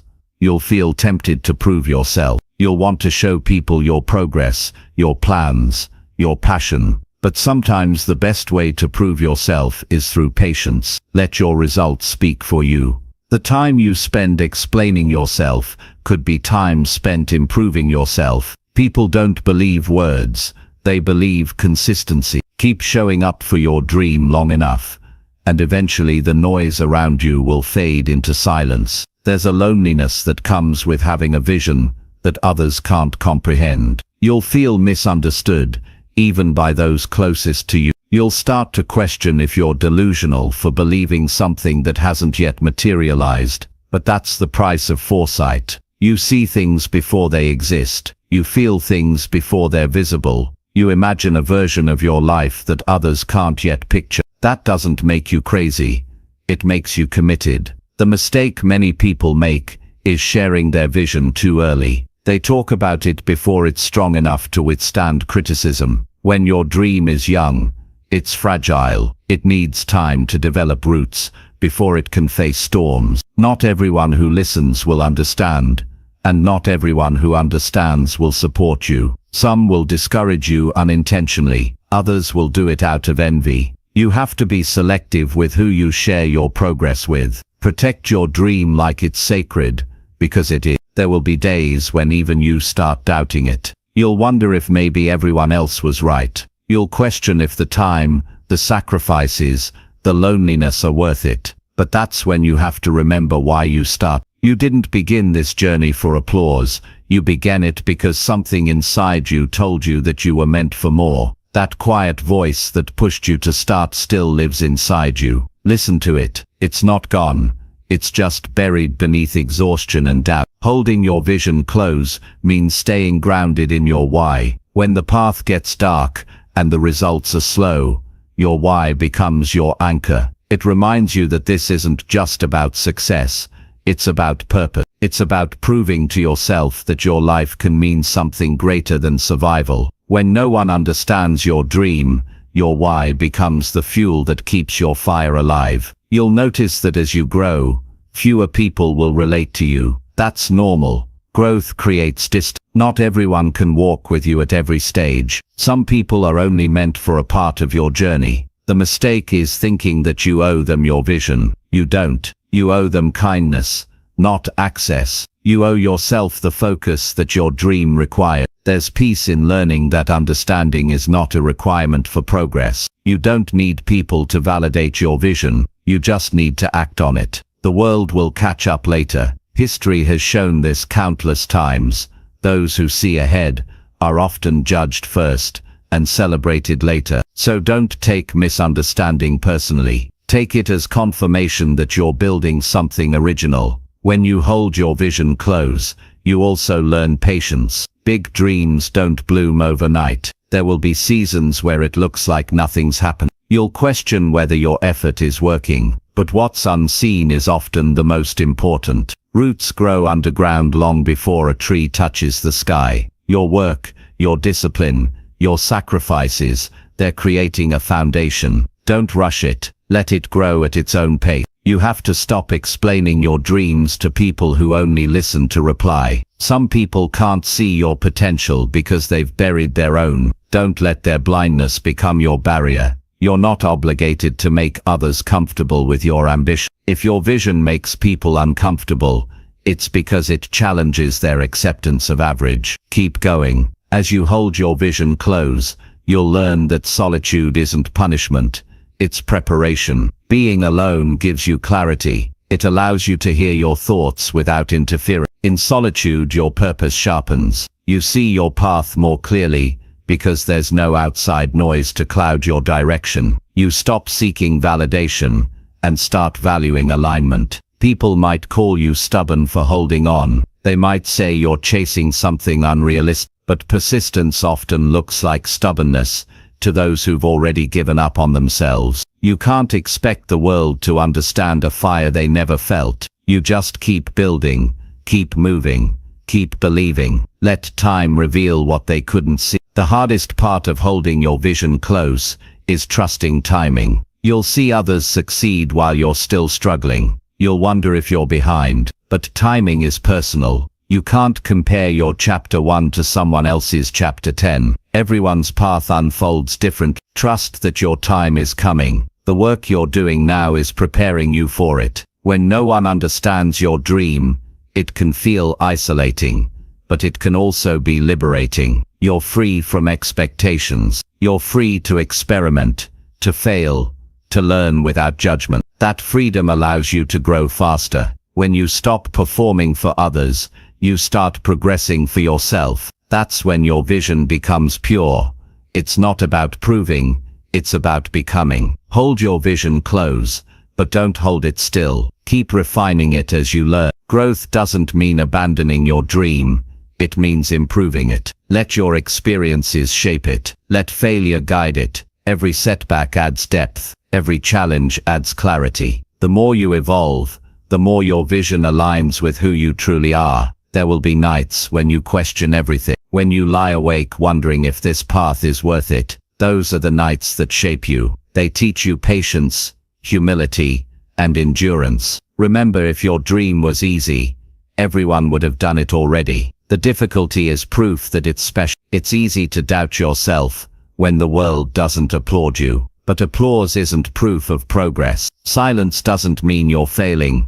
It often means you're being tested. Keep building. Keep refining. The people who laughed or ignored you will eventually ask how you did, but by then you'll be too focused on your next step to notice. Your vision is your responsibility. No one else is supposed to carry it for you. You can't delegate your dream. You can't outsource your belief. You have to be the one who nurtures it, protects it, and fights for it. Every time you choose persistence over doubt, you're strengthening it. The world doesn't reward the ones who talk the loudest. It rewards the ones who endure the longest. So endure, stay consistent, let your vision outlive your critic. The people who misunderstood you today will quote you tomorrow. The ones who doubted your path will wish they had your courage. But none of that matters as much as the quiet pride you'll feel knowing you never gave up on yourself. Holding your vision close means understanding that validation is temporary, but purpose is permanent. You can live your whole life chasing approval and still feel empty, or you can live your life chasing your purpose and feel fulfilled, even when no one's clapping. That's the difference between living for others and living for yourself. You have to stop waiting for others to understand your dream before you pursue it. You have to stop needing permission to believe in yourself. Some of the most powerful decisions you'll ever make will happen in silence. In moments when no one is watching, when it's just you and the dream that refuses to die. You're not crazy for wanting something different. You're not wrong for believing in something that hasn't been built yet. Every great thing that exists today once lived only in someone's imagination. You're allowed to see things others can't. You're allowed to hold your vision tight while the world shakes its head. In time, everything you've been working for will begin to show. The late nights, the early mornings, the sacrifices, they'll all make sense. The same people who doubted you will eventually call you lucky, but you'll know it wasn't luck. It was persistence. It was faith. It was you, holding your vision close when no one else could see it. So keep it close. Protect it. Feed it with effort and belief. Don't let anyone shrink it to fit their understanding. You were given that vision for a reason. You're the only one who can bring it to life. And when the day comes that it finally becomes real, you'll look back at every moment of doubt, every lonely day, every quiet night, and you'll smile, because you'll know that while no one understood it, you did, and that was enough. Chapter 10. Finish what you started, even when you feel empty. Finishing is harder than starting. In the beginning, everything feels new and alive. You're full of ideas, drive and hope. The dream feels close enough to touch, and that energy pushes you forward. But then the days turn into weeks, and the excitement fades. Reality steps in. The work gets harder. Progress slows down. And somewhere in that space between what you imagined and what you're facing, you start to feel empty. That's when most people stop. That's when the voice in your head says, maybe this isn't worth it anymore. But if you ever want to build a life that truly means something, you have to finish what you started, even when you feel empty.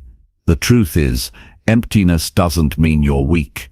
It means you've given a lot. It means you've poured energy, time, and emotion into something that matters to you. You've invested yourself so deeply that now you're running on the edge of exhaustion. And that's okay. Every journey has a point where passion turns into persistence, where emotion runs out and discipline takes over. The people who reach their goals are not the ones who always feel inspired. They're the ones who keep going when inspiration is gone. You'll reach moments when nothing excites you anymore. You'll look at what you're doing and wonder if any of it matters. You'll feel disconnected from your purpose, questioning why you even started. But these moments aren't signs that you've failed. They're signs that you're close to growth. Growth doesn't feel good. It stretches you. It tests how much you truly want what you say you want. Anyone can start something when it feels exciting. But finishing requires maturity. When you feel empty, your mind starts searching for an escape. You'll be tempted to chase something new, something that feels easier, something that gives you a quick sense of progress. But that's how people spend years, starting over, never finishing anything.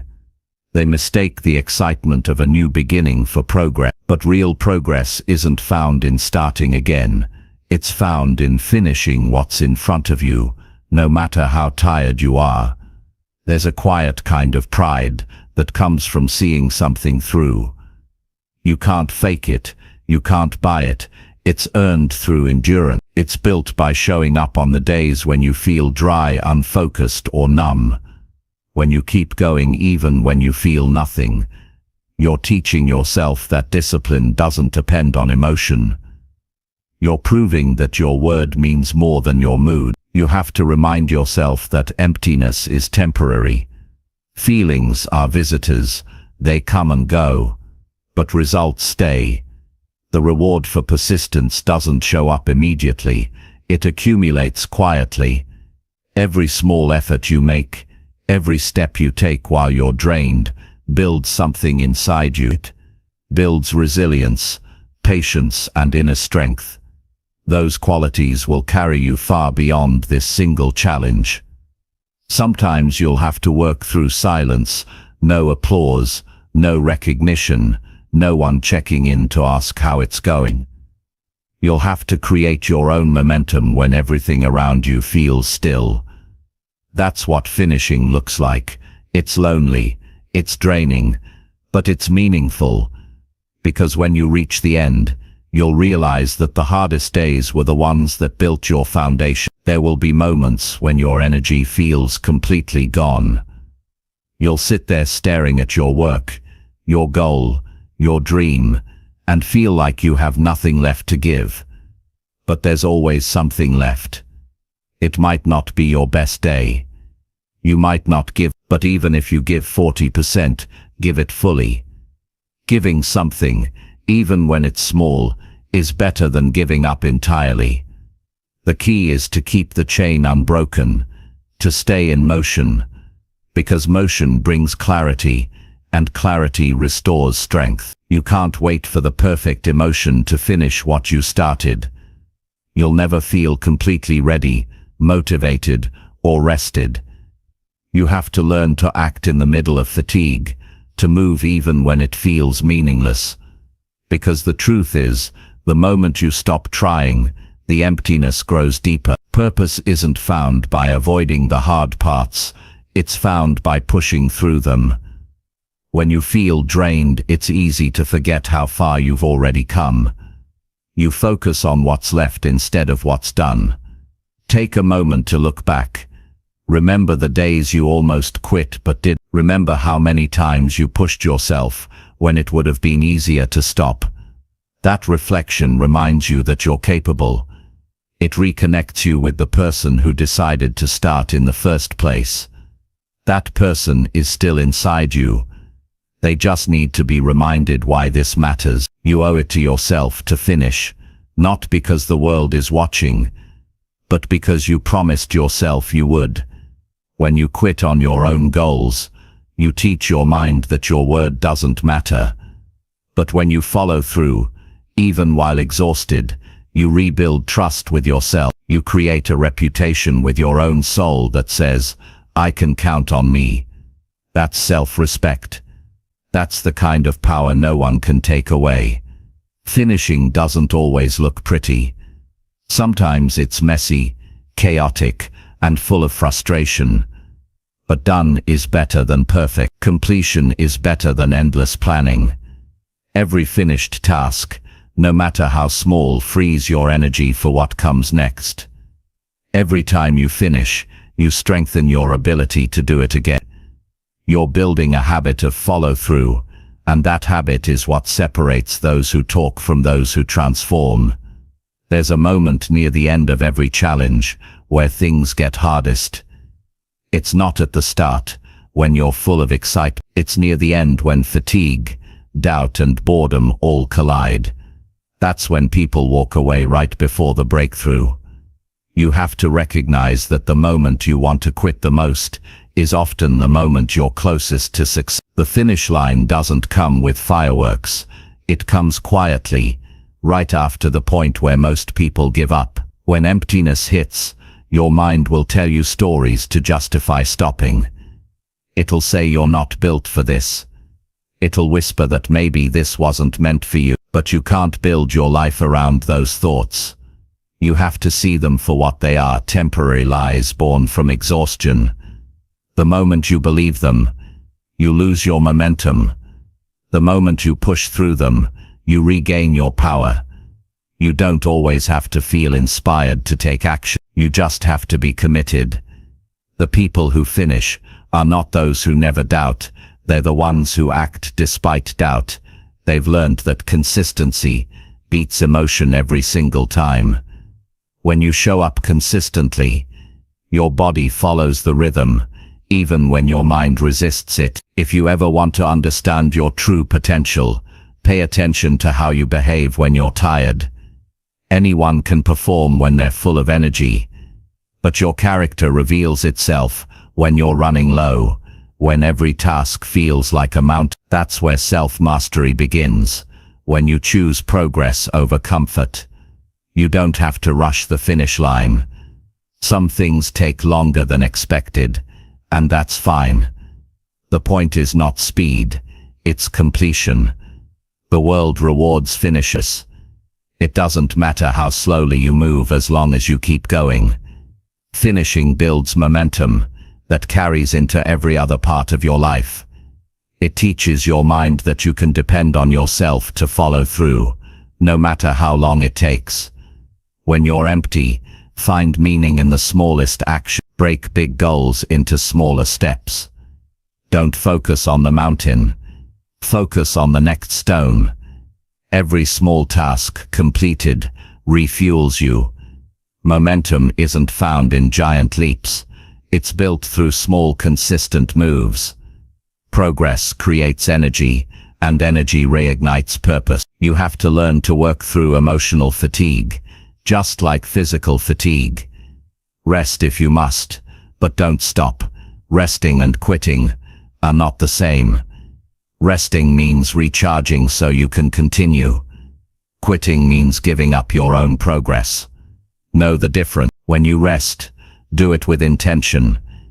Take care of your body, your mind, your spirit. Then get back up and continue where you left off. There's honor in finishing what you started, even if no one notices. Because it's not about recognition, it's about integrity. The satisfaction you feel when you complete something after struggling for it stays with you. It becomes part of your identity.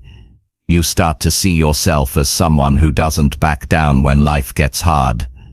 That identity becomes your strength for the next challenge. When you reach the end, something changes inside you. You realize that the emptiness you felt wasn't a sign to quit. It was a test to see if you'd continue without rewards. And you did. That's when fulfillment appears, quietly but powerfully. Because you didn't finish for applause. You finished because you refused to waste your own effort. The world is full of unfinished dreams. Half-written books, unstarted businesses, incomplete ideas, all abandoned when the excitement faded. Don't let yours be one of them. You don't want to look back one day and wonder what could have happened if you had just pushed through the hard part. You owe it to yourself to see it through, even if it takes longer than planned. You'll be surprised how finishing something reignites your strength. Completion brings clarity. It closes one chapter and prepares you for the next. The energy you gain from finishing something difficult becomes fuel for what's ahead. That's why you can't stop midway. Every time you complete a hard thing, you raise your own standard. Even when you feel empty, remind yourself that you've come too far to stop. You didn't start this journey to give up halfway. You started because something in you wanted more growth, more peace, more meaning. That reason still exists. It's still valid. It's still waiting for you to reach the end and claim it. There's no perfect way to finish, only a determined one. Some days you'll crawl. Some days you'll stumble. Some days you'll run. What matters is that you keep moving until you cross the line. Once you do, you'll realize that the emptiness you carried wasn't permanent. It was just part of the process that shaped you. And when you finally finish, when you look back at all the times you almost quit but didn't, you'll understand something powerful. The hardest part of finishing isn't the work itself. It's believing you can keep going when everything inside you feels empty. But you did it. You pushed through the silence, the fatigue, the doubt. You honored your commitment. You turned exhaustion into evidence of strength. That's the real victory. Not just the result, but the resilience it took to reach it.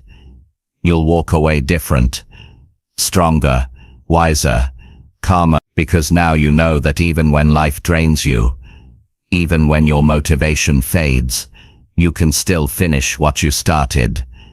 And that truth will carry you forward into everything else you ever choose to begin.